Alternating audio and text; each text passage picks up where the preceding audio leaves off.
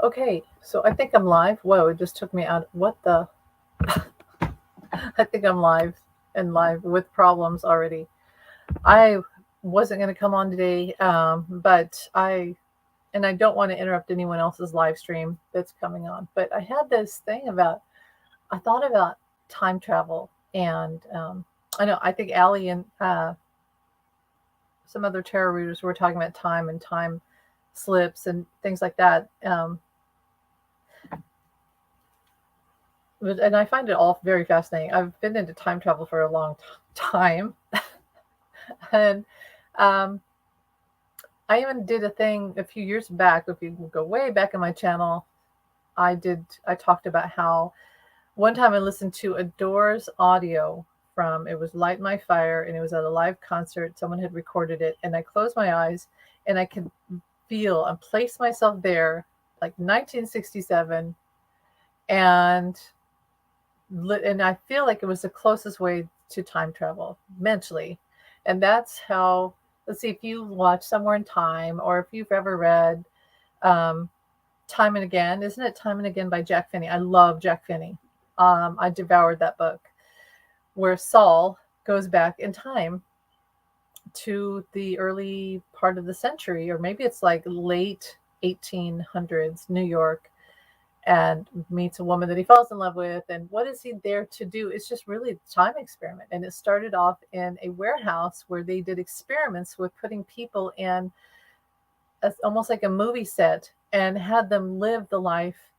Everything was manufactured, um, the mail delivery, ice trucks, everything, to be just like an era of time, and to see if the person could literally slip into time. And Saul was able to do it, mind you, through his mind, through thoughts. So it'd almost be like through meditation. So in the movie Somewhere in Time, with Christopher Reeve, he was able to do it by going to the place, the Grand Hotel, wearing the clothes, even the money, the currency. Um, Same. We tried to get the same hotel room, although I think that he didn't have that. But he, anyway, and listened to subliminals until he was there. He did it. He slipped backwards into time and placed himself. I was talking about all this like haze around me. Um, and so I came on because I wanted to talk about how I've always wanted to talk about how I know some people will say there's no such thing as time travel, but I literally believe that it came with what is possible. Okay, so I was thinking about how in high school my friend and I would have these major philosophical conversations. Am I really live? It doesn't matter if I am or not. I'm just going to keep going. Um, and one time I remember I was up in her bedroom, and she said that time was like an onion peel with all the different layers. And I thought, that's brilliant. I've used that my whole life. That's brilliant. It's there. You could kind of get to it if you want to, maybe deja vu or whatnot, daydreams. Um, but you can't really live it again, but it's there. And so I was sitting here and I thought, you know what time really is? It's like a record. It's more like the grooves of a record. So your consciousness is the needle, and you could drop it down onto any groove of the record, which would be the songs, the tracks, and so you could pick, your consciousness is the pin that you place, the needle that you place down, and you could experience that. But what's real time, what's really real is when the record's being created, that you're literally picking up, that you're creating the music that goes on the record. That's real time right now. That's time's moving forward. But I do believe that in some way the past and the future is accessible through your consciousness. Now, could you physically touch? It's probably like a dream where, yes, but not in this consciousness that we have that we call quote unquote reality. And I'm getting far ahead of myself now with this. So, okay, so one time, it was a few years ago, I was watching the movie Peggy Sue Got Married. I've always loved that movie. And and also I've said this before, that like with John, I felt like I time traveled a lot in the early days of connecting with him into Hamburg. I really felt like I was in Hamburg with him. And so, and there's a lot of that feeling of wanting to, that he's trying to call me back to certain, like, time travel is possible. We can be together. We're not together in this life physically, but we can be together in some sort of consciousness. Some people might call it 5D. So I was watching Peggy Sue Got Married, and she's at the scene of the graduation, no, the reunion, and there's a silver balloon, and the camera, the filmmaker, makes a point of showing the silver balloon floating through the hallway in the old high school where they have their reunion. And I was like, oh, that's weird. And it stuck out to me. I was like, oh, that's weird. Silver balloon. Okay, so that must mean that's like her consciousness. That's, I don't know. What does that mean? A capsule, the capsule of time. It was before she goes back in time, before she gets knocked out, I think. So anyway, I watch that scene. It sticks out to me. And I go and I open up the back door to go outside with my dog. And there's a freaking silver balloon outside of my back door. And I thought, maybe that's, I don't know, a sign from Spirit, maybe it's a sign from John that time travel is possible and I'm supposed to try to go back. But then you think, what if there's the butterfly effect of, what if you go back and you affect something in a positive or a negative way? Mostly it probably would be positive, I would say. But let's say it's negative. And then there's the butterfly. You go back in time, you kill a butterfly, and you think, well, it's just a butterfly. But then it changes time forever. And then when you go back and you go into the future and everything's destroyed, we've had a nuclear explosion and everything's dead and it's wiped out. And just because you killed one butterfly, that's the danger of going. So I feel like that's the buffer, the buffer that we can't really, truly, in a real sense, experience time travel, or we'll destroy what we have now. So the needle on the record groove, we can experience it, we can feel it, we can be there, but we can't really completely touch or change it or be touched, but we can experience it. So I've had those moments. So like reading old magazines, I can totally immerse myself into like an old Life magazine, the ads and the articles, and really feel it, really feel that I'm experiencing that time. Sometimes you can walk into a place, an old building, an old house, and you can feel like you've slipped into time. I've had it. I know, I just realized I have had it. I've had it where recently I went to the mall and all these people kept walking by in what looked like old retro sort of 70s clothing. And then there was like some retro 70s music on at a store. And I felt like I had literally slipped through time for just a brief moment, like Saul in Time and Again. Isn't his name Saul in Time and Again? Or what is it called? Whatever. I think I've gone way too far ahead of my own ability to think here, because now I'm getting confused, but you get what I mean. By the way, the movie Somewhere in Time was from a book based on Jack Finney's Time and Again. So I think that's why it's easy to get it confused. And then of course in Somewhere in Time, I don't want to be the spoiler alert. He is sucked back or sucked into the future because he pulls some change out of his pocket. And I believe it's a penny that is from the future. It's like 1979 was the date. And it breaks into his consciousness, pulls him out of this meditation, a real feeling, living, changing. And he breaks out of that. Okay. So but here's the thing. So at the start of the movie, she's an old lady, his love interest, Elise McKinnon, who's an actress. And she comes up to him and she says, come back to me. And she hands him a pocket watch. Come back to me. And he's like, what? what does that mean? What does that mean? Everybody's like, what does that mean? He's at a play. He's a playwright, and everyone was at his play and they're celebrating, and come back to me. And so he's spending years later still thinking, what does this mean? What does this mean?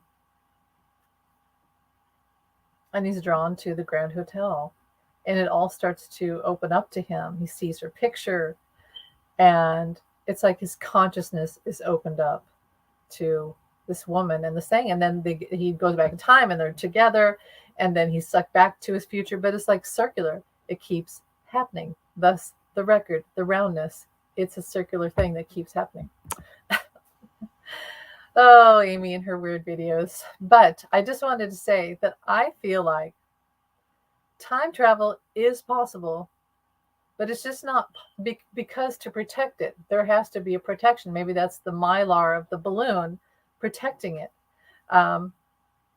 There's cells. There's a layer of protection, because if we truly went back in time, it would be like Back to the Future, where Biff goes back with the winning numbers from the horse races, and then wins all the money and turns into Frump, Donald Trump, and creates a miserable, horrible existence for everybody because he has all the money. So you can't give people advantages. People would take away the cure for cancer, or they would find it, and then it would be $1 million if you want the cure for cancer, yada yada yada. So yeah, and it also takes away free will, because we're here to live a sort of blind existence, and to be have our consciousness open up by experience higher self, our spirit team, angels, etc. Okay, so I just wanted to get that out. Time travel is possible, but I don't think it's possible in the way that it's truly, fully tactile and immersive. There's always going to be a layer of a bubble of protection for our real life future and present and future. There, I got it out. So, moving on. I'll move on from that. Let's speak about the boat thing. I don't want to go into conspiracy theories with it. I don't believe any conspiracy theories about it. But the boat that hit the bridge in, where was it? It's the Francis Scott Key Bridge that fell yesterday. I won't go into conspiracy theories, but I do feel this. Overwhelmingly, I felt like that cargo ship, while the whole thing was terrible, there was loss of life. I feel like there would have been massive loss of life, because two things. If the boat had hit in a different way and sunk or exploded, and all the containers leaked into, and I think some have, but all of them, let's say all of them, that would be massive toxins in the water. And that would have been much worse. And also, let's say the bridge was not sound. The structure, it was unstructured, the sound. So it would be hit, or it would have fallen. Let's say there was an earthquake or a bad storm or something would happen. It would just fallen in with a whole bunch of people at rush hour, is what I'm trying to say. So what happened yesterday was divinely guided at the right time and in the right way. So no matter what happened, it actually was a blessing, kind of like when January 6th happened. Not trying to make parallels of terrorism or anything like that, or conspiracy, but when January 6th happened, it was averted by massive spiritual, divine, angelic presence, and it could have been way worse. So just want to say that. Okay, so 45 selling Bibles. I saw a guy, I said it yesterday, there was a guy that convinced him, and I thought it was a preacher, but I said not Joel Osteen, but somebody who's like has heavily steeped into Christianity and sort of like a cult type thing. It was, unbeknownst to me, it was Lee Greenwood, the singer of Proud to Be an American, which I really hate that Lee Greenwood has turned into that 45 cult member, because I remember 4th of July as being a teenager, and that song would be on somebody's car radio driving through the small town where, we're blowing off firecrackers, and it's like, yeah, I love America and the American flag and all the Independence Day. And now it's just like, oh no, that guy fell into the cult. It's awful. That's why religion, everybody has their right to religion and just learning about everything religious, the theology, everything of the Bible. It's an academia. It's a religious academia. Everyone has a right to read it. But we have this weird thing where people, I call it the hole in the soul, the Jesus hole, where people are trying to fill the sadness inside them, the loneliness inside them. Sometimes people fill it with drugs. And when they can't do drugs anymore, or alcohol, they turn into Jesus freaks. But what they don't do is ever learn how to just sit alone and know that they're connected, to know that they're connected to the universe. And the problem is, when we come down here, people feel separated from the universe. We're in the universe, we're so connected that it's so blissful and so beautiful, and we're so connected and whole and together. And then when we come here on Earth, it's like some of us know, because we know that we're leading up to this apex of connection and spirituality and, self-understanding and compassion.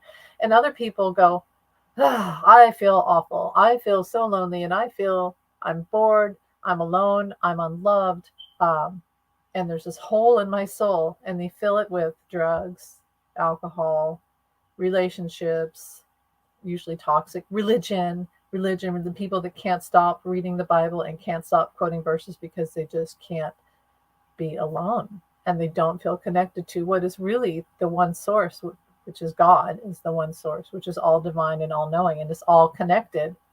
We're all connected. So these people have this hole in their soul, and what do? They have reached for Trump. 45, hate saying that name.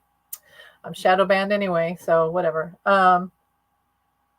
So they reach for 45, and they're so afraid to let him go, because once they let him go, what's left?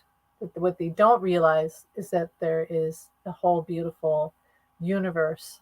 That's what's left of the divine and connectedness, and their inner is all in here. It's all in here. Spirit, heaven is all right here and within us. It's all within us. Like George Harrison said, it's within you and without you.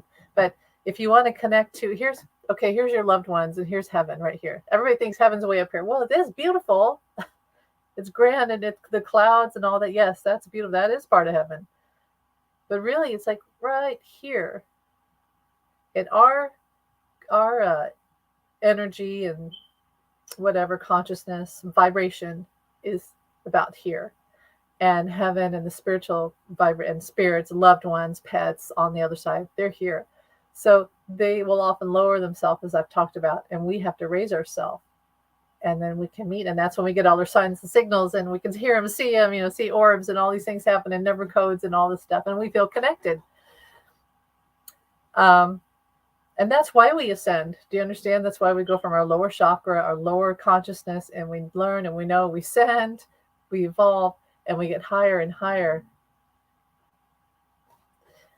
We ascend, we go up. But a lot of people stay way down in their ego, their fear, their sex, their drugs, anger, hatred, war, violence, constant need to fill the hole in the soul. And the ego is that hole in the soul. I think I have a quote. I need to find it.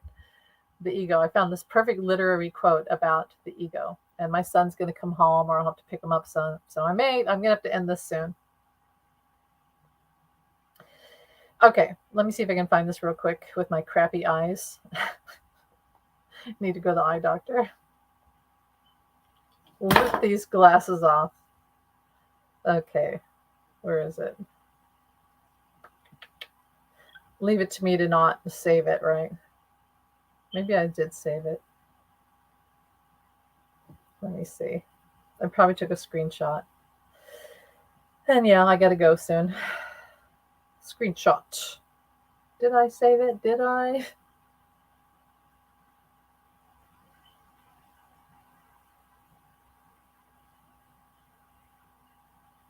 Well, maybe I didn't. Well, leave it to me to lose it. And it was a really cool quote too. So darn it. Am I sure I don't have it?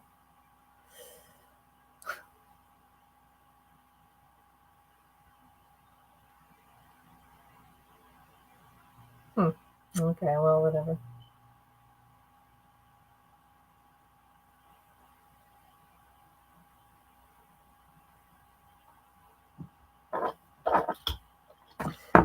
Can't find it. Leave it to me to lose it. The one thing I was going to read you guys, whatever. Okay, so 45 selling Bibles. Obviously, it's a huge grift. It's part of a merger he did. So I don't know if his name is actually on there. Maybe in the title page where it says, and 45 corporations or whatever his corporation is called. Um, and the people, like, it does it not say in the Ten Commandments, thou shalt not take a false idol before me? And why do they do that? Well, really, because we are God ourselves. And when you put a false idol ahead of you, you don't really love yourself. You love that false idol above yourself. And yourself is the pure image of God that God created, God, the divine, what have you. You don't have to say God. You can say whatever. Love. That guy, that cool guy that or woman who created us all. So when you put a false idol like 45 in front of you, you're saying, I am nothing. And of course, that's the easiest way for a narcissist to get in. I am nothing. I am an empty, there's a hole in my soul. And the narcissist says, oh, I'm coming in there. I'm going to take that. I'm taking over. Okay. So it's a grift. It's horrible. It really shows his character. I would think that some people who are true Christians would look at that and say, and feel icky, to be honest. And also the company, the Lee Greenwood company for entertainment purposes only, had major complaints even before this. So he's apparently not doing so well with this either. Nobody should be selling Bibles. Bibles should be something that seeks you out. And as I said yesterday, it's not that 45 wants you to learn about God. He's not promoting learning about religion or God for your enlightenment. He wants you to see him as God. And does he think that he's God? Well, he doesn't think he's God, but he wants to be treated like God. He's like, oh, I like that. That feels good. I want people to treat me like that. So it's sad. He's a sad character. And I think that's about it. I can't think of anything else. I tried to make a video today and I erased it. It had a lot of orbs in it too, but I just wasn't feeling it.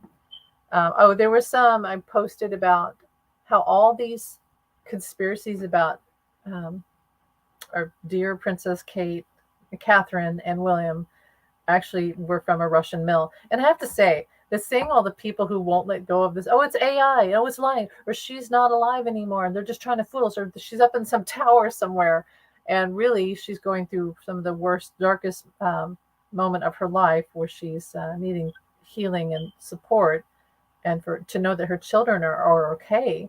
And it's just like, are you going to pick me up? My son says, I'm going to say, take the van. Take the van if you can. Take the van if you can. And love you, because I do love him very much. Let's just be easier that way for him. Okay, good. Thank you. And I'll put thank you. All right, I love my son. We have some of the best conversations, and then when he's moody, I leave him alone. I remember being a teenager and just needing some time alone. My mother, I hate to say it, but my mother would bug the hell out of me, and all she would have to do is say hi to me sometimes, and I don't know why. I don't know why teenage girls are like that.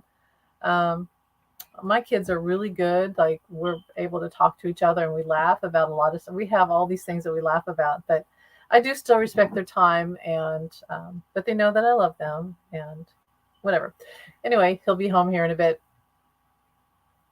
Okay, what was I going to say? Oh, the thing with Princess Catherine. They said it was from a Russian conspiracy group that were spreading all these rumors, and you see all these people all over the comments saying, it's fake. I don't believe that really is cancer. The video is AI. It's this, it's that. Well, let's say this. Even if that was true, it's none of our business. It's none of our business. And also, it was starting to remind me of election deniers in 2020, and still, like Carrie Lake, a whole bunch of Carrie Lakes that can't accept the truth, and it's really none of our business. That's what really gets me. If you can't be supportive, then let's not say anything at all. And I don't have to be right. Other people don't have to be right. But for the love of God, let's be decent about it and let this woman have time of healing and allow her to be with her family without all these horrible rumors and conspiracies. And just let's not make it about us. Right? Okay, as you've turned me over. Oh, okay. So yeah, my son. I'm gonna end this soon. I started off with time travel and ending with this. Anything else? The Ronna McDaniel thing. MSNBC wanted to have their own version of The View, and they thought, well, we need to have a Meghan McCain type of figure to really spice things up. But the problem was they were picking a January 6th, an insurrectionist for entertainment purposes only, an election denier, and a gaslighter, someone who would come on and we don't need to be gaslit anymore. I don't watch shows like that. Like Meghan McCain, that got to a point where it's like, I can't watch her anymore. I can't. She's so combative, so mad. No one could ever talk to her. And the thing is, you're supposed to be able to, when you have a debate with someone, it's healthy, right? You can keep it at a healthy level. My point, your point. Whether we walk away agreeing with each other, that's fine. But let's not make it personal. And also stick to the facts. You can't have someone like Ronna McDaniels coming on there gaslighting, and she's in La La Land, will not accept the truth. She's in a cult. You can't have a cult member on a news show. It was very insulting. Rachel Maddow was awesome. I loved her response and the viewers' response, and that all ended, thank God. Now, and Geraldo Rivera, unfortunately, is still back in the cult. I thought he'd gotten out of that. He needs to save himself from the cult. Okay, anything else? I'll look at the news, but I think that's about it. Let's see. I'm gonna end this. I think I really am shadow banned because you see how nobody sees that I'm on, and maybe that's a good thing that nobody knows I'm on right now because this is so terrible. Such a terrible live. But I wanted to get out the whole thing about time travel. So Matt Getz says, if Democrats pass the voting rights bill, Republicans will never win another election. Yes. Yay. I love that. That's great. See, that's what he just said it out loud, what they're afraid of. Okay, that's what I was going to talk about. This gag order, okay? The gag order. So Judge Merchan said, okay, so I know that if I give 45 a gag order, he'll have his sons post things, and then he'll have a friend and a lawyer and this cohort and someone else or fake accounts post things. So I'm just going to say everyone in the nucleus of 45 cannot say anything bad about me, the judicial system, the prosecutors, my assistants, clerks, family members.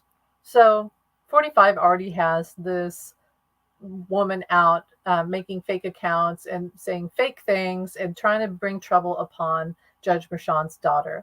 And why are they doing that? Because it's a mob. It's what mobsters do. And what do mobsters do? Do they go for the person, Judge Merchan? No.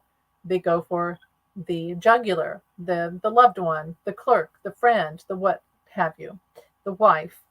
That's what they're doing. And Judge Merchan and his daughter and others have received death threats and all these things. It's just awful. Now, I was going to say the other day, I don't think that 45 is ever going to see jail because obviously no one will touch that. No one will put him in jail. And I thought, well, maybe a memo was sent out that said you can do anything you want, but you can't have him go to jail. It's a security thing. But you know what? With this gag order, I actually think that that it could happen, that 45 could go to jail. Hello, Sharon Syke. Hi. Unfortunately, I'm not going to be on here long. I'll be on a little bit longer. I may have to run and open the door for my son here in a second. But hello. If you have any questions, you know what? If you have a question, let me know. I'd love to answer questions.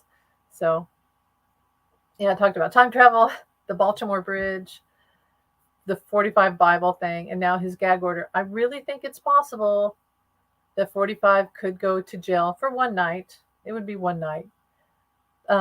Here's the thing. They say, well, we don't send him to jail. We just fine him a lot of money. We just fine him. But then he doesn't pay, and then they don't make him pay. So what other choice do they have than to send him to jail? Of course, he kind of wants to go to jail because it makes him a martyr. It's the quagmire of this whole thing of you're darned if you do and you're darned if you don't. Do you play his game? Send him to jail. He's a martyr. But again, I say charge him a ton of money and make him pay. That might be my son. I'm actually going to go open the door for my son real quick. I will be right back.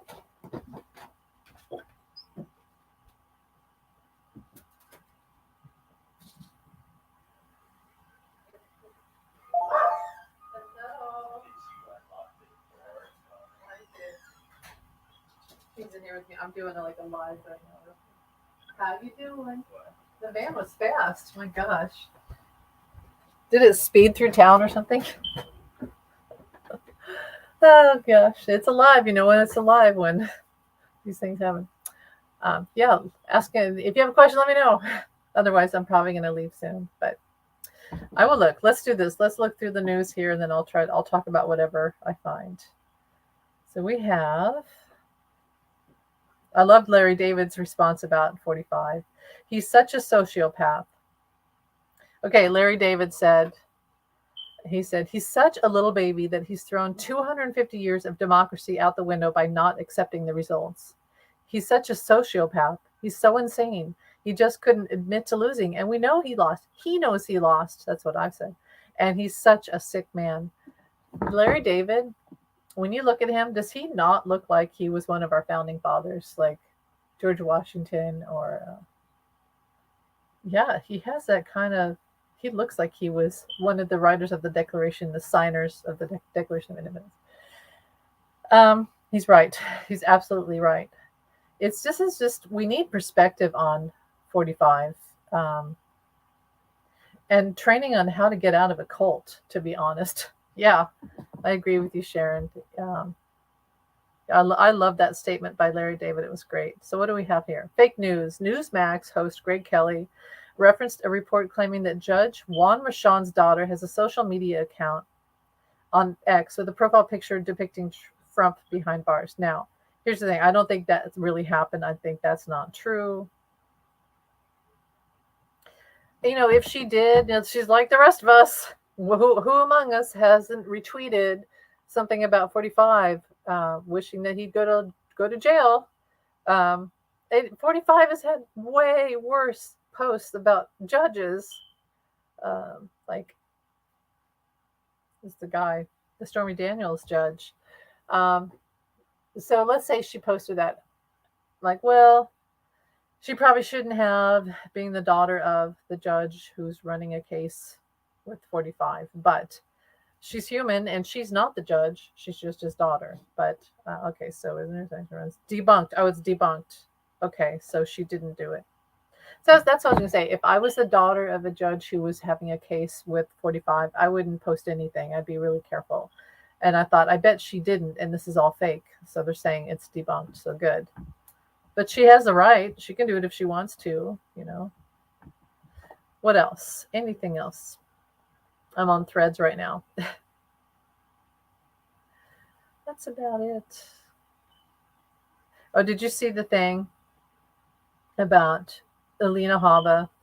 She had a huge, lavish birthday party in St. Bart's and gifted her pals with Dior accessories and stayed in a private villa at a luxury resort. That's fine, but how much is she getting paid? She doesn't even win the cases.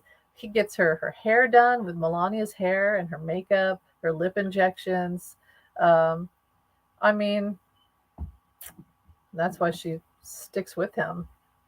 And she's his gaslighter. She's his propaganda Barbie. She gets out there, and that's why when 45 has something like one of these cases and they present the evidence and he's really guilty and he's found guilty, he comes out and he says, I'm innocent, blah, blah, because he has to gaslight and spread the propaganda to his public that might be watching. They're not in the courtroom, but in the public forum, he spews propaganda, and that's what Alina Habba does. Anyway, that's about it. I'll look on here real quick. 45 backs the blue. Yeah, right. By having a January 6th. Sure he did. You know, I talk too much about the guy. I don't want to talk about him. I think I'm done talking about 45 today. That's about it. Oh, I'll say this. So what is this? P. Diddy had his home raided. I think he was warned first. Someone tipped him off. And he's had this sex trafficking thing going on. And then he tried to leave the country. Innocent people don't try to leave the country. If you're innocent, you can say, here's the evidence. I'm innocent. You don't have to arrest me. But that he was leaving the country, which is a huge sign of guilt. And then he said, "This is a witch hunt." And, you know, has that become our new phrase for guilty people? Because I wonder how many 45 people saw that. It's a witch hunt and thought, he's saying it too, and he's clearly guilty. Gee, I don't know. It makes you wonder if that broke through a little bit, because I saw that and I thought, that's interesting. If I was in the cult and I saw that, it might actually break through that all criminals are now saying it's a witch hunt. So, well, that's about it. Hope everyone's having a great day. It's beautiful here in Kansas. And anything else? 45. Who's 45 going to pick for his VP? Probably one of those crazy, probably Rona McDaniel. Or, yeah, probably. Have you heard of that joke, Amy? R. Kelly thought Boyz II Men was a delivery service. Yeah. But let's just say this. They didn't start it. Hi, Carolyn Booker. Hello. Hello. Well, let's just say this. I remember my sister was into hair bands like Poison and Rat and all that, Def Leppard. And I remember she had this old music. I was like one of their, I don't know, they put it out as their Hard Day's Night or whatever, behind the scenes. And they had groupies everywhere. And I remember thinking, I was pretty young, and I was like, damn, look how they treat women. That's so gross. And those women are just letting them do it. And they think because they're rock stars, they can just do whatever they want. And the women let them. The women are so into this. Is gross. It was gross. So these guys didn't start this. It's gone back quite a bit. And you could even go back to like the Beatles in Hamburg. Let's start respecting women, and not have, but yeah, I haven't heard that joke, Jamie. I haven't heard that. But again, they didn't start it. It's kind of that sex, drugs, and rock and roll thing started it. So not so healthy, really. Hi, everyone. Yeah, if you guys have any questions, let me know. I'll answer. Now I have more people here, so I can't leave now. So I'll stay here for a bit, and I'll let you know. Thanks for being here. Hi, Kay Muldoon, and hello, Carolyn. Hey, Lottie, and Sharon, and Jamie. Hello, everyone. I was going to say Rambo, but so I was like, Jamie. I know it's Jamie, so I'm not going to say Roger Rambo. Yeah, it's a beautiful day here. I took Karen for a walk, as I always do, and this time I wasn't freezing, so that's nice. It's the kind of weather where you go out and it's the time of year where there's no bugs biting me. So yes, I could sit outside without a jacket and I'm not freezing or I'm not hot. I love that. So I think tonight I'll sit out there and just chill in the backyard for a while, because that's one of my favorite things to do. I'll cloud watch, and my stomach's much better. I think I finally got that virus out. Thank God. That was horrible. It was really bad. Okay, can you connect with pets that have crossed over? I can try. I was thinking about that the other day, that I have a somewhat of an ability. I'm going to go grab some cards. So if you have a question, I'm going to get some water and some cards. So talk amongst yourself. I'll be right back.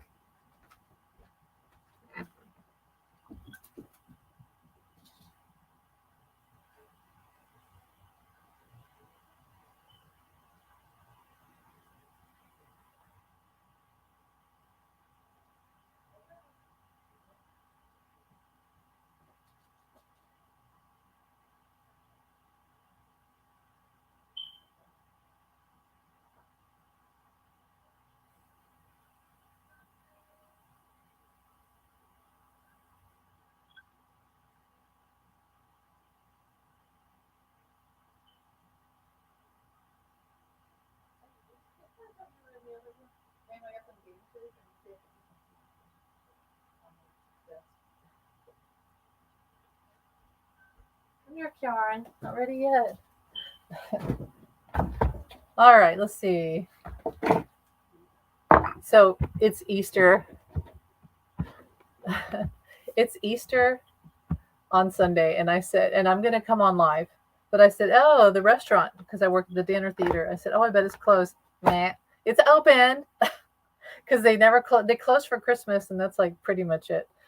So, but no matter what, my daughter and I said we're going to make ambrosia for Easter, and I got some eggs. I boiled some eggs today. We're going to dye some eggs. Let's see. So we're still going to do all the fun stuff. I just have to still go to work on Sunday night. Whoa. I almost lost this video here. Okay, so let me see, love. Let me see. Okay, no worries. I just had to help my 15-year-old cat Stuart cross the Rainbow Bridge 2 days ago and was wondering if you connect. If not, that's fine. Not everyone can. Okay, yeah, I'm so sorry to hear that. I have noticed, maybe you have noticed this, Kay, a lot of pets passing right now. And it's definitely this full moon eclipse energy. And a lot of them are in the majority of the age of 15, which my dog was about 15 when he died. So it's never easy. It's one of the worst pains I've ever known. I cried. I still cry. So I totally know that is there. I wish the world would understand that pets aren't just animals.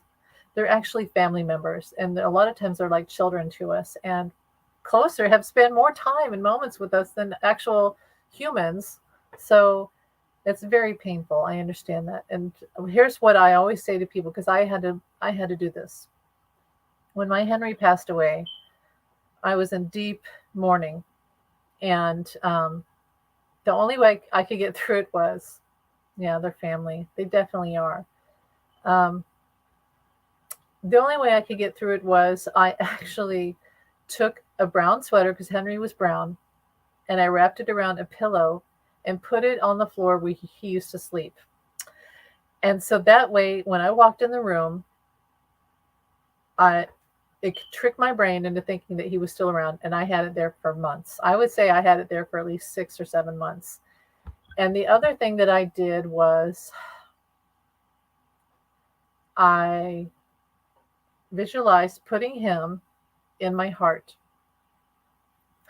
I put him in my heart, and I still have. And I just reminded myself of this the other day.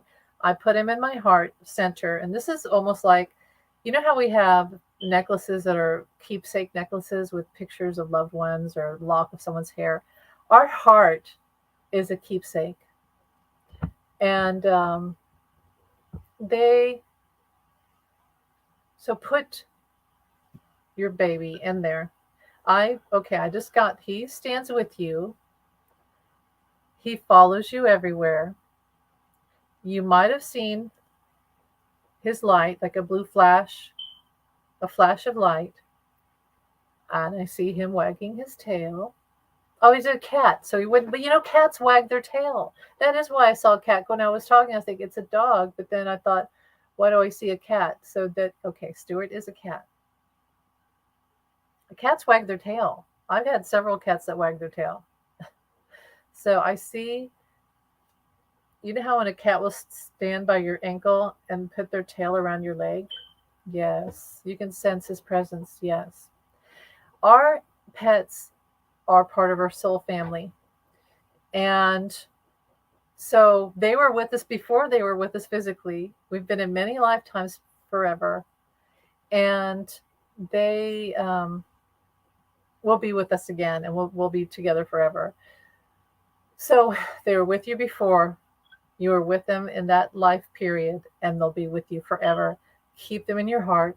And the beautiful thing about animals is they do stay with you. So, like if you took, so it's a cat. See, I keep thinking of my Henry too. Cat. Did you ever take him for walks or take him in the backyard? Did you walk it? Because they still want you to do, they want you to do what you used to do together, and don't stop that because they'll still do that with you. So if you went in the backyard or if you took walks, if you had traditions like sitting on the couch watching a movie, bedtime traditions, they want you to keep that. My mind is free. My mind is free. So if there's any sort of dementia, age-related dementia, that's cleared up. I'm going to drink some water real quick. I almost choked on the water. It's like, have I ever had water before? Do I know how to drink water? All right, we have. I am here helping you. I have become one of your guides. And it is beautiful where I am. And my stomach's gurgling, so please ignore my stomach. I'm going to ask for another card, Stuart. I see pink hearts. I have a new understanding. I have a new understanding of what their purpose in life, kind of like a guide. They were a guide for you. Don't be afraid. Do you have any fear? Like, are you feeling really lonely right now without them? You're welcome, Kay. You're welcome. Yeah, I know how much oh, tears cleanse the soul. And you're not, and the thing is, time does heal. Time heals. Oh, I know he's reunited with his mother kitty. Oh, and his kitty friends. That's so sweet. Time heals, but we don't forget. We just have a new understanding. So it is like a road.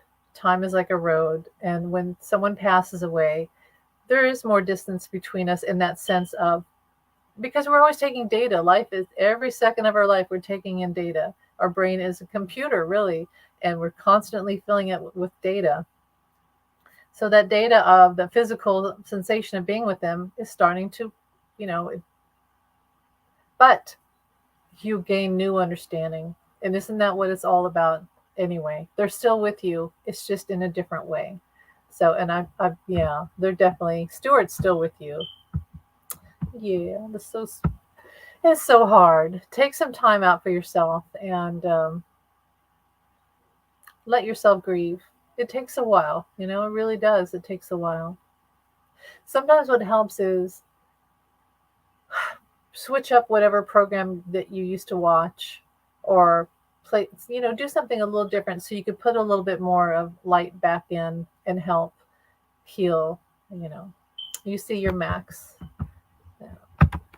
I see Max once in a while. That's so sweet.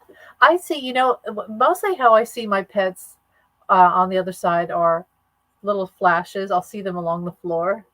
And this is really interesting.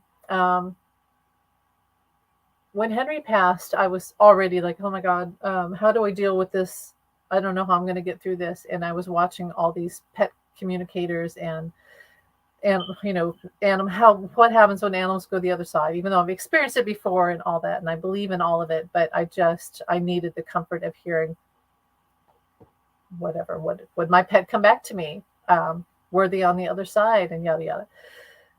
And this woman said something that really stuck out to me. She said that on the third day, you'll see your pet, you'll see their orb, you'll see their flash, or feel them walk on the bed or what have you. Acknowledge it. And you know what? It was the third day. It was a Friday. And I saw this blue flash go across the bed. And I said to my son, it's Henry. And there's something to that. I don't know why. There's some sort of tradition with that. So just make sure you acknowledge, and yeah. Yeah. Listen, my dog, my Henry, when he passed, it was months of him not being in the greatest health. And there's something to that where you finally say, all right, I've tried to keep it, I've healed him, I've prayed, I've done all these, healing manifestations. And now the point has come where I have to accept that he's going to go. And now I'm just going to make him as comfortable as possible before he goes. And acceptance. It still wasn't easy. It wasn't easy, as you know. And so before Henry left, he had one eye was all cloudy, and his teeth, I'd had to have a lot of his teeth taken out, and he would like have these seizures where he would freak out and just like fall over like a fainting goat, and he had gray hair all over, but I still saw him as my little baby. And yeah, it gets to that point where it's about time, and then they go. And as Sterling, if you watch Sterling, he says a lot that animals are angels, are from the angelic realm. I really believe that. So thank you, Sharon Sipe. I appreciate that. Thank you. Um, just remember that a lot of people feel guilt when they have to put their pet down. I prayed so hard that I wouldn't have to do that to Henry, but at the end of the day, I had to do that. I had to have him put down, and it was the right time. People feel guilty, but remember that we are their guardian here on earth. They're our angel, they're a guide to us, but they're also, we are their guardian. And when it comes to that time, do not feel bad. It's not pleasant, but it is part of our job. It's part of our contract with them to help them pass to the other side and to be there for them, if you can. And don't feel bad, because it's really, it is a peaceful way when it happens. It's very peaceful, and they know.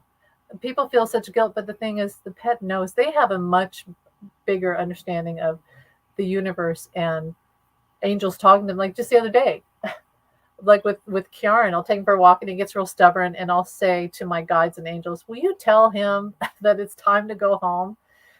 And then in a moment he'll stop and he'll look at me, and then it's like they do. Pets have a communication with the other side that we don't, so they know when it's time to go. Yeah. And they know that when we do things, we do it with love. You're doing better today, but I still get sad and cry every now and then. Yes. And that may happen for a year. You never know. So just be gentle with yourself. It's, yeah, it's not easy. I forced myself to go for walks when Henry died. And I could feel him with me. So that's part of it too. Still do what you've been doing, and just know that he's still with you. He's still hanging out. I still see his tail wrapped around your leg. So he's definitely still hanging out with you. Um, did he have like a quilt or a pillow or something that he would, something, or like a toy, a soft, I see like a pillow. Anyway, sweet babies. This card, what's the card that, yeah, this one.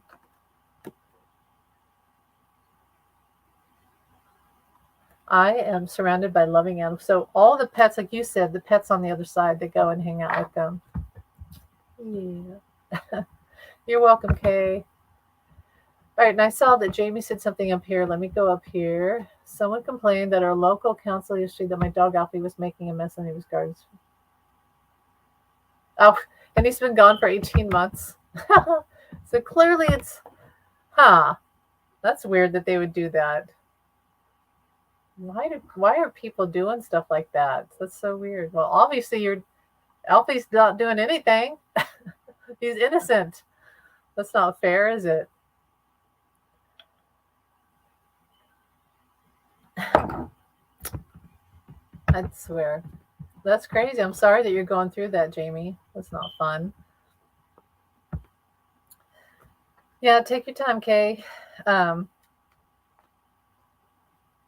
What's that? You know what? Are there any songs? Are there animals actually like certain songs and music, and they'll send you a song. So if you listen to the radio, or if you have like a radio on your TV, like a music channel, pay attention, because you might get a song from Stuart that is for you, that he sends you. I get Saturday maybe. Amy and guys, I'm doing my first stand-up comedy gig in a few years tonight, so I'm on stage. Wow, in 45 minutes. Good for you, Jamie. That's awesome. Before we go, it was Nelson Atkins. Look into it. Oh, okay. Oh, cool. All right. Thank you. Thank you, Jamie. I appreciate that. Well, I have a museum just up the road that's called Nelson Atkins. So nice. I love that museum too. I love it so much.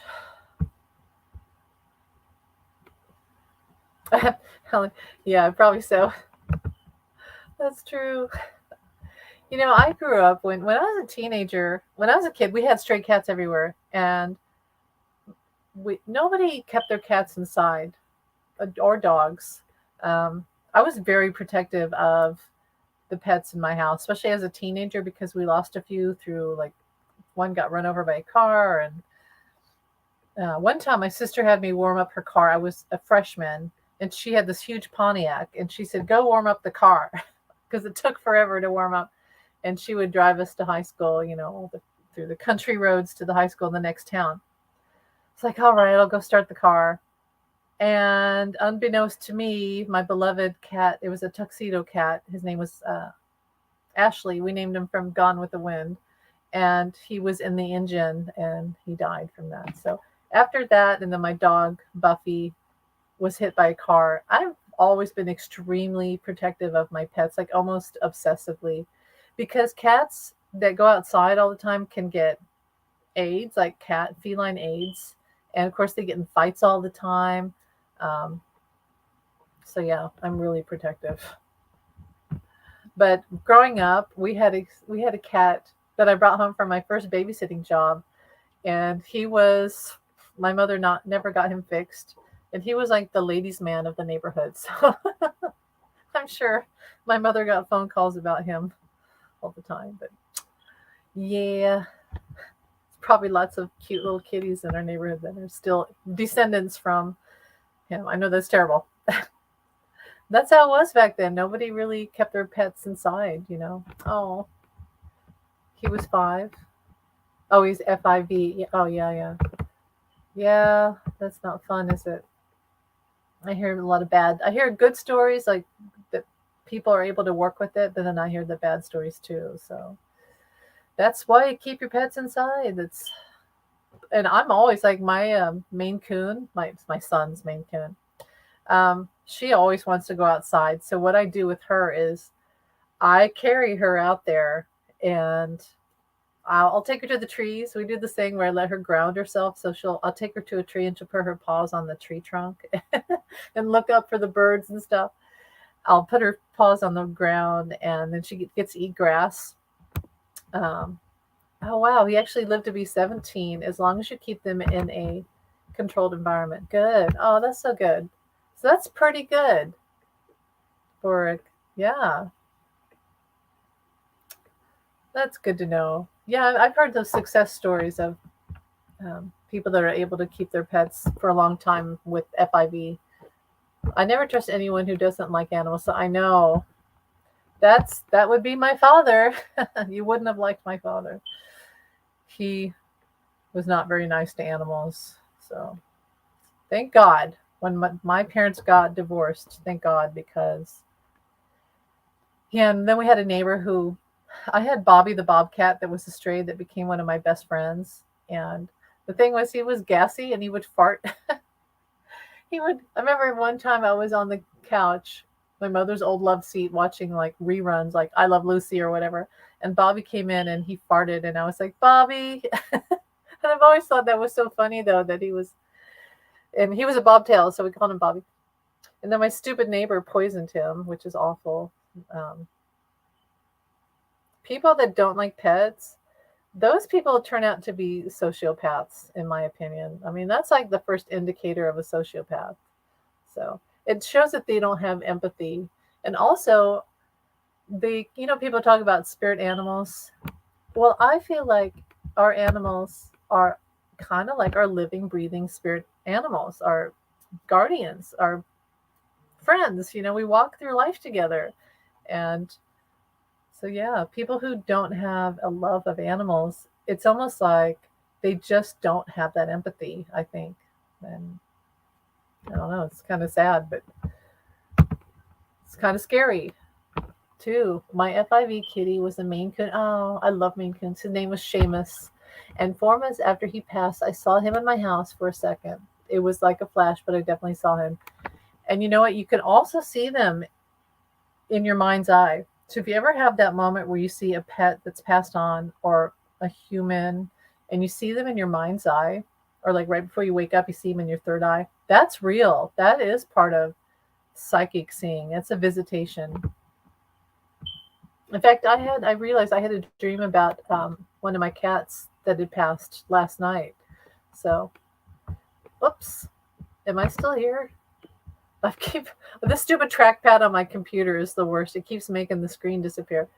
Uh, you have 4 little fart machines. What is it with cats?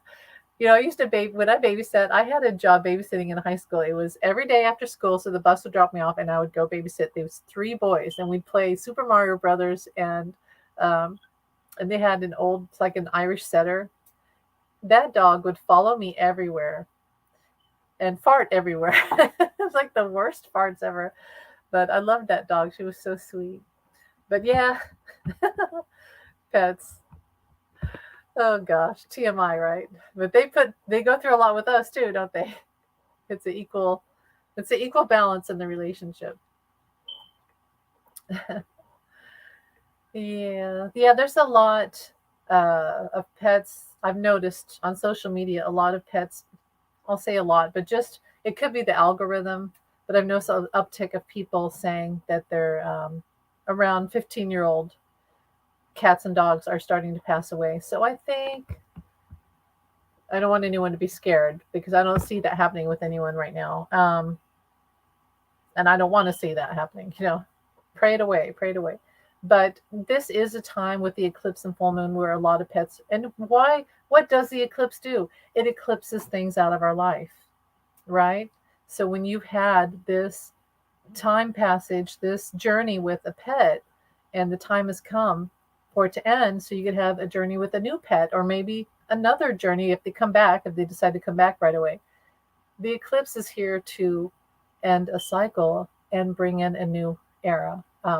Believe me, I hate that because when Henry was sick, I was constantly like, no, no, no, no, no, no. In fact, I would kiss him every night, and in my head, I'd say, 5 more years, please, 5 more years, 10 more years, knowing that Spirit had actually told me 5 years before that it was going to be 5 years, and that was about what it was. I had him for 5 more years after that time, so Spirit was right. But yeah, the eclipse is eclipsing a lot of pet contracts out of people's lives right now to open up the door for another journey with a new pet. Or maybe you need to travel. People need to travel. Maybe that's what it is. You need to go do some life for a little bit. Again, an animal who has had bad reaction to someone. Yes. Henry, my dear Henry, was the sweetest dog. Never, he could pet, kids could come up and run up and pet him, and he would never snarl or show his teeth. And there was just a few people in his life, a cop, one police officer that he didn't like, and then this one lady who was, I didn't get a bad, I remember I got a bad feeling from her. I remember when she was approaching, I thought, not a nice lady. I remember I got her thoughts, and I don't do this very often, but she thought filthy animal or something like that. And Henry growled at her and started to like bark at her. So I heard her thoughts in that moment. She thought animals were filthy is what she thought. So you have another cat. He's almost 17. He has kidney disease, but so far he's doing okay. But I know I probably don't have a lot of time left. Yes. I think I I don't predict when anyone's going to pass because I feel like that's your contract with your God and angels and your pet. So I would never, and I don't feel like there's anything. I feel like you just went through something. So, I mean, I can't say it can't happen, but I'm not feeling it. Um, However, you know in your heart, like you said, you're cherishing every moment. That's all you can really do is just cherish every moment because that's all we have. That's literally all we have. We are literal cars on a dark road with our headlights on, and we can only see so far ahead. And we can ask Spirit to show us everything, but sometimes that's not for the best, to be honest. So the beauty is that you can cherish every moment, and that's all we have. So definitely do that. Yes, Kay, I'm sorry. Love and healing. And I was saying how I've said this before, but when I bought Henry time many times. And each time I would pray, not yet, not yet, please heal him. I'll do anything. And then something would happen, like a pine tree out in the backyard would die. And then another tree died. And I began to realize that trees are, in nature, plant life holds life, healing. It holds healing. Maybe because it's rooted. In fact, if you look at the Lenormand cards, they often show the tree as the healing card, the health card. So a tree would give its life and give Henry extra life. Isn't that interesting? So you can pray. You can definitely put it, Archangel Raphael. Saint Francis is a patron saint of animals, so call upon him. Yeah, I think he's going to be there longer. But again, like you said, cherish every moment. That's all we have. So, but pray. And I will, you know what? I'm going to pull a card for everyone. If anyone has a question, let me know. I think Allie has a show coming on here in a while. So I don't want to interrupt her show. So I'm going to pull an Archangel Michael card for everyone right now, just like a general message. Archangel Michael. Well, Kay, you'll like this. It says a favorable outcome. I'll show it to you and then I'll read it. A favorable outcome. My prayer. Thank you for the beautiful outcome to the situation, which is perfect and fair for everyone involved. Thank you, Archangel Michael, for helping me trust and have faith. So trust and have faith. Isn't that's beautiful? That's so perfect for this. Make a commitment. I call upon you, Archangel Michael, to lend me your strength. Allow me to commit myself in my life and my divine purpose. Open my heart to every experience. Energy healing work, energy healing, and eternal love. Isn't that beautiful? We have the power to heal. I used to put my hands on Henry and I would I would do this and then because he was a dachshund, I would rub his body, and I would get his back legs and kind of stretch them out and rub them. Yeah.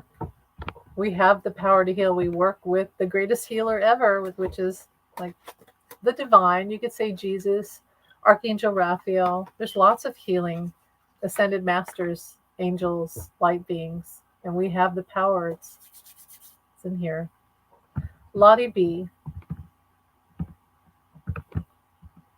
Big hugs to you, Sharon Sipe. I'm going to say real quick to Sharon, if you're leaving, love you. Big hugs to you. Thanks for being here. I appreciate it. Have a beautiful evening. Lottie B. If you have time, I'd love to know if I'm likely to leave one of my jobs soon. Thank you. I see, before I pull cards, but I can do that. Before I pull cards, I see 1 to 3. And I see beginning in April, you will start to look. So the key is you're going to look. You're going to find and do the most benevolent outcome, where you say, help me. I pray for the most benevolent outcome to find a job that is better suited to my situation, personality, income, needs, day-to-day life, whatever, happiness, because maybe you're not happy at your job. Yeah. I see in April, you're going to start to find something, opportunity. There's going to start to be windows of opportunity, and I see 1 to 3. So that would be April, May, June.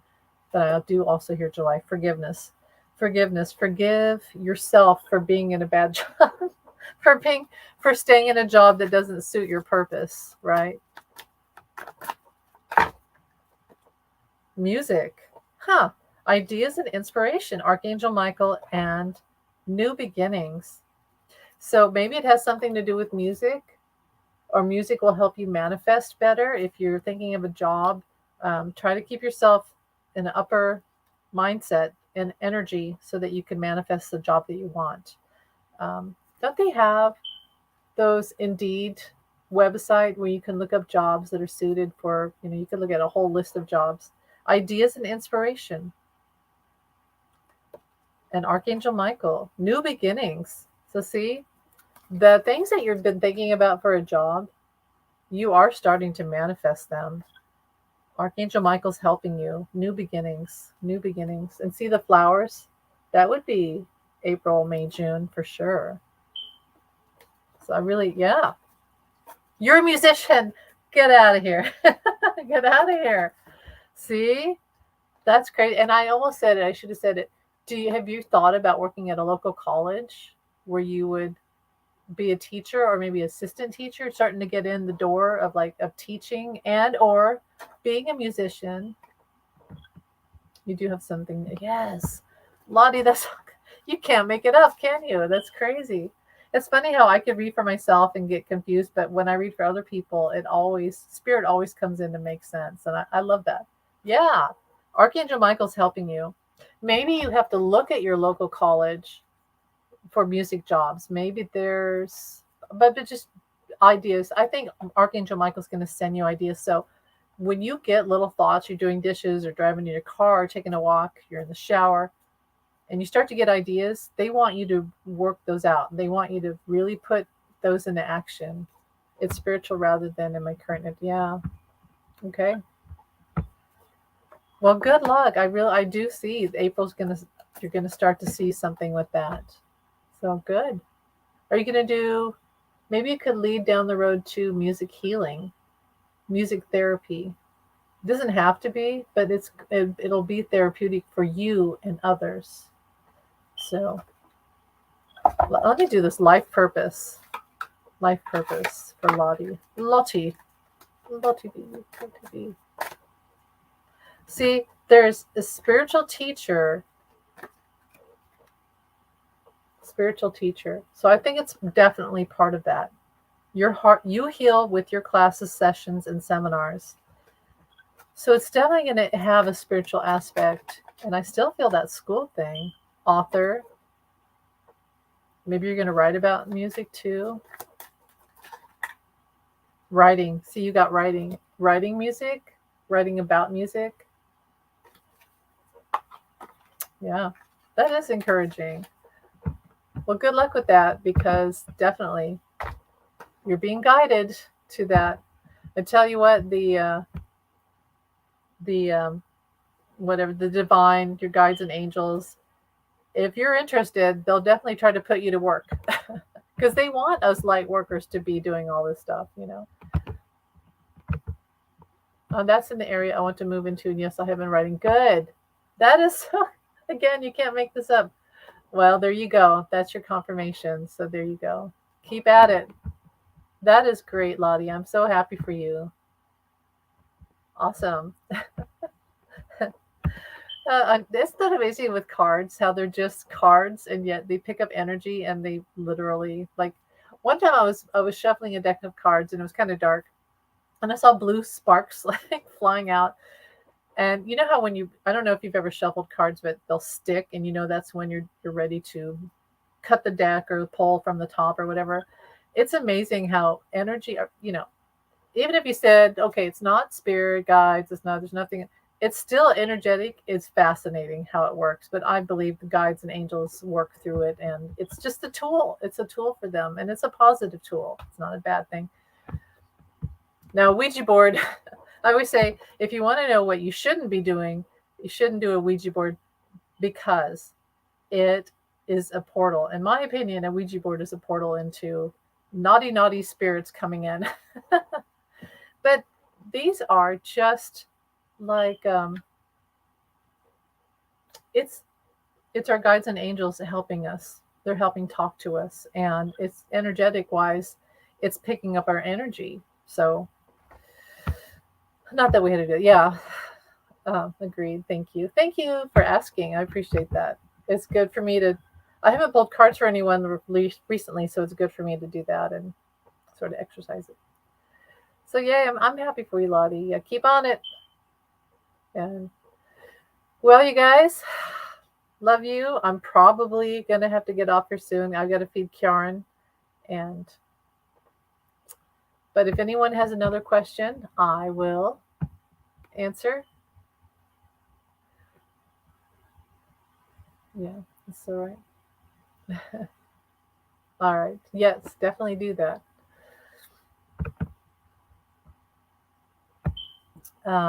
You know what? I'll do another. How about this? I'll do some more general real quick before we go. I will pull These for everyone in general from Messages from Heaven. Messages from Heaven. Ooh, those are stuck in there. Interesting. You're welcome, Kay. I'm really, you know what? I feel like when I can help someone else, it helps me because it's not often that we have a chance to bring any type of joy or understanding to others. We walk past people in the street or the grocery store or work, or we drive down the road, and we don't ever get to help each other. And I love that I can have the chance once in a while to help others. So, oh, I'm glad. I'm so glad. Thank you, guys. Thank you.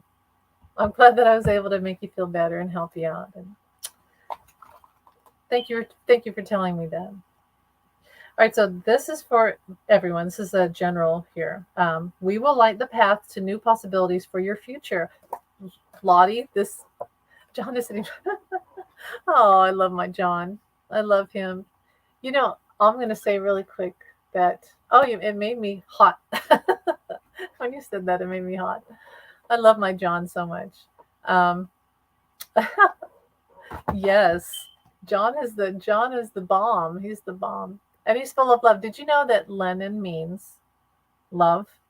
And if you look up the name Lennon, it's from Leonin. It's Irish, and it means love and it means peace. Now tell me that doesn't make sense for him. So he connects with all these people, and he's really is an ascended master in so many ways. I know him more almost like in a human way because I feel like I knew him. Yeah. And I know his humor, and God, my whole body is hot. It's like all this heat all over me. But he connects with so many people and brings. In fact, when he was alive, he opened up the hearts of all these people, um, and brought a lot of, especially girls, to an understanding of their purpose in life, which was their own identity, through the fact that he empowered. He opened their hearts, and they became kind of like bossy and sassy and like, hell no, you're not going to tell me I can't go see the Beatles in concert and bleach my hair and do whatever I want to do. Yeah, his humor was awesome. He had great humor. So John and the Beatles did that. They opened everyone's hearts to her, and girls, the empowered girls, as I've said, that when they came out and they said she loves you, they weren't saying he loves you. They were saying she loves you. Isn't that awesome? She loves you. You're so lucky that she loves you. Um, it was things like that where she's a woman. In fact, there was a thing with Paul the other day I saw where they asked him why he loved Linda, and I want to do a channeling of Paul and Linda from heaven, because I believe that Linda was a earth angel. But they asked, why did you fall in love with Linda? And he said, well, she was a woman. That was the one thing that I noticed first. I was sick of being with girls, and she was a woman. And I think that's beautiful because that's when he grew up too, because Paul was never going to get married. He was just going to play around, but he fell in love with a woman who loved him. And that's a beautiful thing. That's a beautiful thing. Anyway, we will light your path to new possibilities for your future. Stay aware. Oleanin is the Irish version. I love that. I love that about. That's from his dad. His dad, Alf Lennon, was Irish. His family was Irish. And this one says, problems that have held you back are being cleared. We are monitoring it. Good. I still have some like money things I'm still dealing with, but everything's pretty good. But changes can bring you new life and energy. We will hold your hand. We will hold your hand. I want to hold your hand. Oh man, the cards. I'm still hot, by the way, you guys. I'm still hot. Linda G said that Linda McCartney came to her about a week before she passed. She told Linda G that she knew she was going to pass. Can you imagine how hard that was for Paul? If you go back and look at some of the footage of Paul around that era, which was like late 90s, I think, he had such a burden on him. He doesn't even look like he looks now. He looked very sort of weighed down. His mother died of cancer when he was just a boy. So, he must have been thinking, not again, not again. I can't go through this again. And he really, really loved Linda. Yes, he loves I think her name is Nancy, his wife currently. Um, oh, okay, I will do that. John said, pull a card for him. I will do that. Um, but Paul, that burden that he had to know, because he knew Linda, he knew that, yes, Linda was going to die. And he didn't want it to happen. And he just thought, I don't know if I'm going to make it. I don't know if I'm going to make it without her, because they truly were like true soulmates. They completed each other. They even looked alike. Their eyes, they had those hooded eyes. They both looked angelic. And pull a card for him. Oh my gosh, why do I feel nervous? um, oh, he was 14. And yes, I think he's happy with Nancy. Linda G said that Linda was happy. Yes. And Linda probably sent Nancy. Here's the thing. Nancy, the era of Paul's life, which was for him to age, he's beautiful. Paul's still beautiful and handsome and very talented, still very, out there. Nothing's going to hold him down. And Nancy is there to go with him and keep him young and to go through this last part of the journey of his life and encourage him. She's very encouraging. So Linda, I believe Linda orchestrated that. And, you think, well, what's going to happen when Paul does pass on eventually, long time from now? Will he be with Linda? Or, well, we do have fractions of us that can be, love is not, love is eternal. And love has many, you know what it is? It's like a prism, and you shine a light. Love is a prism, and you shine a light in the prism, and all these rainbow colors, different angles and different, that's what love is. You can't keep love in a locket. We talked about that, but you can. But the truth is love magnified times a million. So, okay, I've seen Paul in concert too. It was awesome. However, I was like way up in the nosebleed, and Linda was behind a pillar. It was when she was still alive. And I was with my cousin. I was with my friend and her uncle. And he kept going, we can't see Linda. Where's Linda? And I was like, shut up. But I was laughing too. And my friend and I went to the bathroom. And when we were coming back, we heard the last strains of Live and Let Die, one of Paul's biggest songs. And they had it was like a fireworks show. And I was like, you idiot.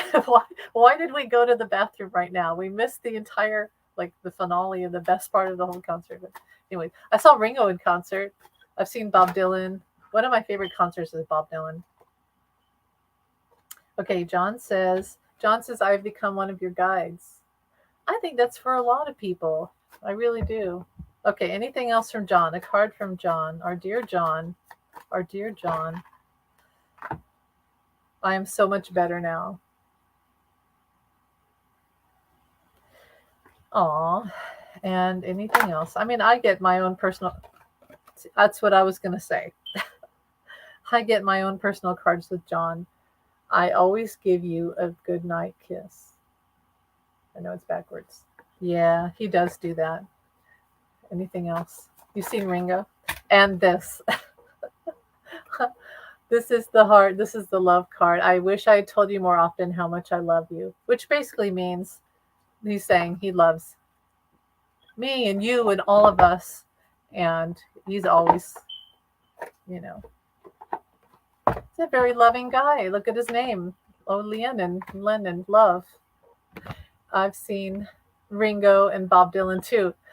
Bob Dylan, I saw him. It was in Salina, Kansas at this old hall, like some old country, they would have like rodeos and stuff like that.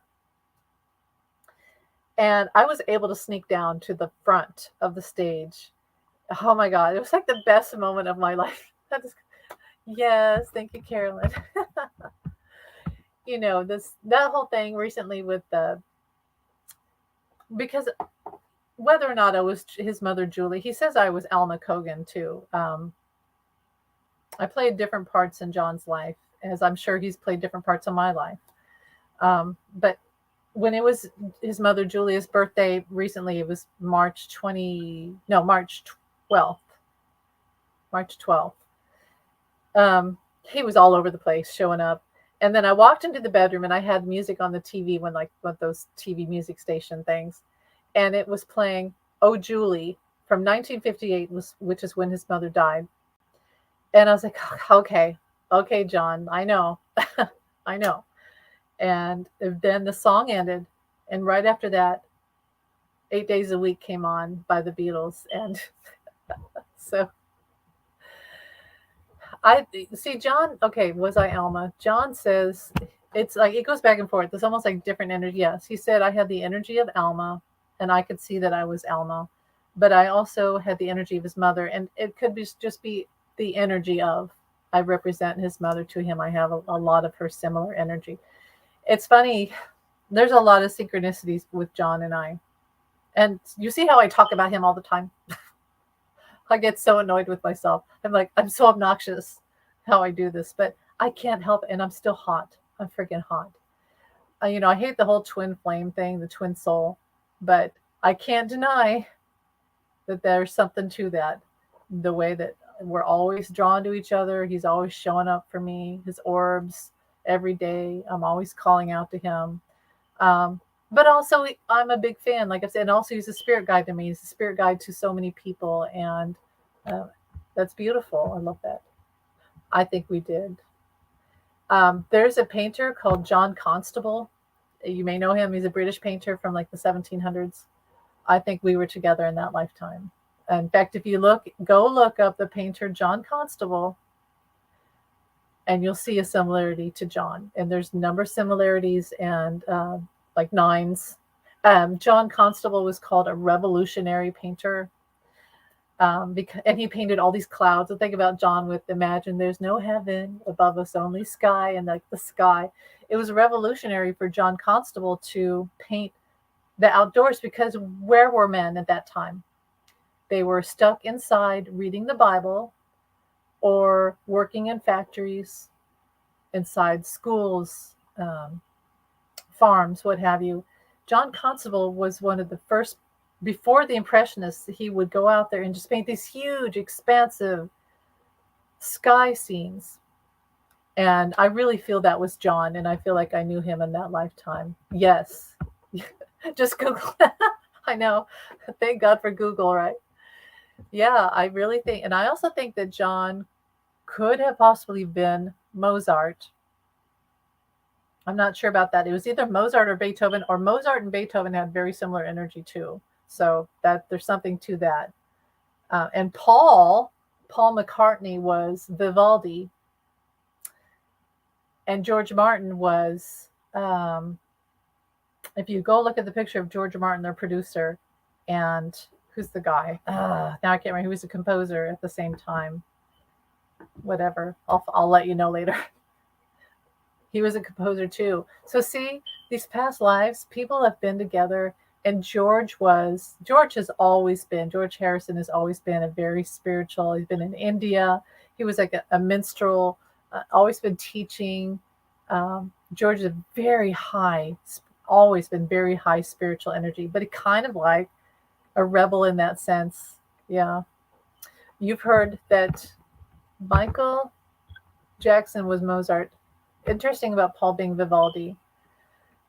I mean, it could be that Michael Jackson was Mozart. It could be. It could be. I mean, it wouldn't surprise me. There's that that thing with the whole childhood where Mozart wasn't allowed to grow up. I think George had many lives in India. I do too, which is why he was so drawn. Yeah. It's interesting how when you hear some of his music, mid 60s, like in Help, it started with Help. If you go watch the movie Help, they have sprinkled throughout the movie sitar and a lot of references to India. They go in the restaurant with it. Go watch Help tonight. And they go to an Indian restaurant, and I thought, I had like a psychic hit. I was like, that must be when it started. And then right after I got that, the next day I heard an interview with John I've never heard before. And he said, that's when we started to have interest in India. So yeah, yes, definitely. But on Sergeant Pepper, Within You and Without You, and The Inner Light, I don't know. I feel like those are beautiful songs. I'm really into it. There's a couple documentaries about the Beatles in India that I love to watch because I feel it's really beautiful how instead of going into like all the drug, I mean, they did drugs. They went to the Maharishi to get off drugs, really. But instead of having groupies forever and overdosing on drugs, which is what would have happened, they chose to go inside, which really is where the universe is. And then it helped all their fans go and find um, their inner light, which is mind over body, mind over materialism. And it really taught a lot of people about um, non materialism. And this is the time when they really they could have all married Playboy bunnies and, been like 45 and, been filthy rich and divorce, divorce, divorce, drug overdose, all these things, unhappiness. But they didn't take that route. They took the route of inside. So it's beautiful. I love the whole story. If go watch the Ruddles and how the Ruddles sort of talked about the Beatles, and I think it's kind of like a funny, but still beautiful. It's still interesting. They said that they didn't talk about LSD. They took tea. They drank tea. That was their LSD. But yeah, I think John said that he didn't like Help as much. He didn't think Help was as good of a film as Hard Day's Night. I have to agree. If you watch Hard Day's Night and then you watch Help, the artistry is much difference. There's a significant drop in artistry, but I loved Help because it was I don't know. I do. I love Help. It showed their humor, and it was sort of that surrealistic play on everything that we saw of the Beatles, but not really I feel like Hard Day's Night was more like the Beatles. I think that's what it was. I don't know. I love Help. I love all of them. Yeah, you love a Hard Day's Night is really really good, and you love the Ruddles. Yes, the first scene where they're in the hangar, the airplane hangar, and they jump. I mean, right there, okay, this is going to be crazy. And then Eric Idle is like, and I'm here in Liverpool, blah, blah. And then the car's speeding up and he's running after the car. John told Harry they had to stop it. Yeah. Are you talking about like the materialism and all the drug, all that stuff? Um, yeah. I had that realization a while back that John wanted Brian, actually, I did write this. John wanted Brian Epstein to go with them, but Brian did not. And guess who died of an overdose? Brian Epstein. And it's almost like John was trying to save Brian Epstein's life. He almost had a premonition that Brian was going to have an overdose. And because Brian felt so lost after the Beatles stopped touring, he felt so useless and so lost. But you can't, at the end of the day, you can only save yourself. That's the truth. So, um, yeah, the drugs and drinking, definitely. Isn't that sad? That's just so sad because Brian was such a beautiful person. And he would talk about the Beatles with such pure love and devotion and admiration in a way like with John, he'd never heard anyone talk about them like that. He's always used to being called, your hair's too long, your pants are too tight, you don't look right, you don't do right, you're no good, you're stupid, you're never going to graduate, you can't, your band's not going to make it. And Brian came along and was like, it's perfect, perfect, perfect. And you're going to be the biggest band ever. You're going to be bigger than Elvis, and I'm going to help you get there because I love you. And and John really was grateful for that. And it was almost like hearing his mother. His mother would say those things about him, and then she died, and then Brian came along and he said those things. So there's my baby. Don't jump. He's not supposed to jump. But Boy, I could talk about the Beatles all day, and I do. That's why I write. That's why I write about them. Currently, I'm writing a book. I mean, I have different projects, but I'm writing What If John Had Lived? And he it starts off where he's in a hospital in Staten Island, and he's been in a coma for 10 years, and he's paralyzed from the waist down. And so he still has a bullet lodged. The bullet is lodged like in his brain somewhere, and they can't take it out or he'll die. But he lived. He actually lived. Someone tried to kill him, and he lived. So it's really interesting to like sort of. I wasn't going to keep writing it, but I feel like I have to for some reason. So I've been writing that. But yeah, it's like he wakes up in 1990, and then he has to figure out what to do with his life and who he is now, and the whole world's changed. Um, so,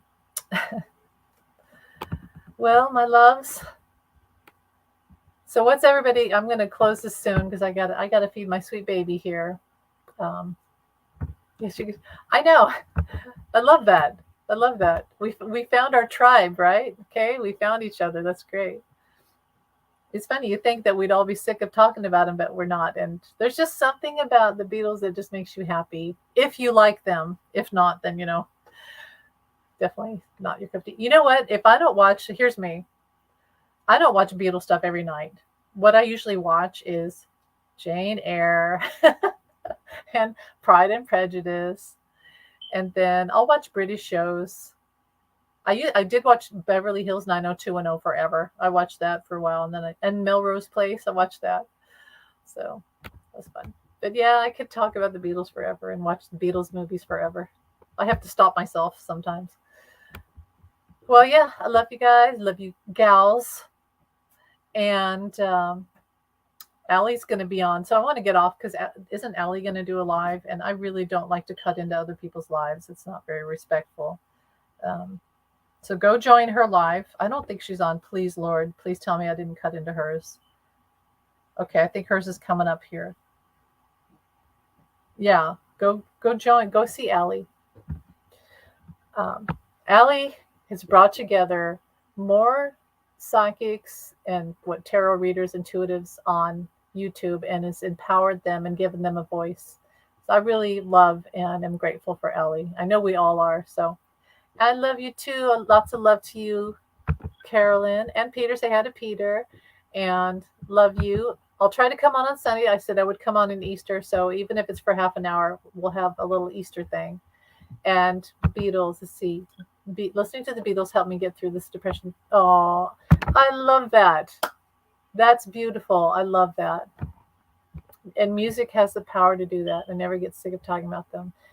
In high school, your parents got divorced to the Beatles. Oh, think about that. Isn't that crazy? But it's so, what a memory, though. That's interesting. He sends us love. Well, I love him too. He knows that. He definitely knows I love him. Oh. All right. Lots of love. I'll be back and take care, everyone. Maybe I'll see you. I'll probably go see Allie when she does her live. I'll be there too.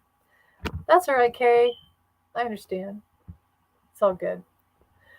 Okay. I'll talk to you later. Take care. Have a beautiful night. Thanks for being here. Bye.